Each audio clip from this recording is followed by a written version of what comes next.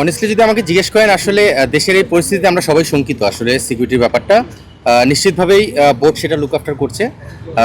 As a team হিসেবে আমরা কিন্তু আমাদের যে প্রিপারেশন, আমাদের যে আহ, নিজেদের প্রস্তুতি নেওয়া খেলার জন্য, সেই কাজগুলো আমরা করে যাচ্ছি। স্বাভাবিকভাবেই যে কোনো কাজের ক্ষেত্রে সিকিউরিটিটা এনশিওর করতে হবে সবার আগে, প্রায়োরিটি থাকবে সেটা সবার উপরে।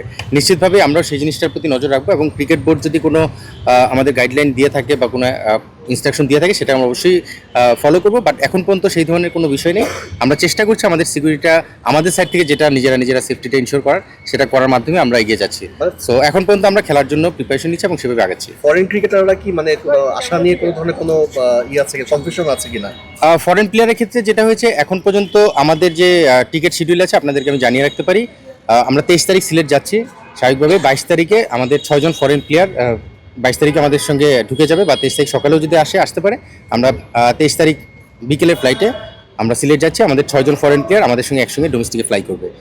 সো ফরেন প্লেয়ারের কাছ থেকে এখন পর্যন্ত আমরা সব গ্রিন সিগন্যাল নিয়ে আগাচ্ছি। যেহেতু ক্রিকেট বোর্ড থেকে কোনো সেই ধরনের কোনো ইনস্ট্রাকশন বা গাইডলাইন আমাদের কাছে আসেনি, সো আমরা ফরেন প্লেয়ারের ক্ষেত্রে তাদের সাথে সেই কমিউনিকেশনটাই রেখেছি, এবং আমাদের 6 জন ফরেন প্লেয়ার ইনশাল্লাহ সিলেটে প্রথম দিন থেকেই থাকবে।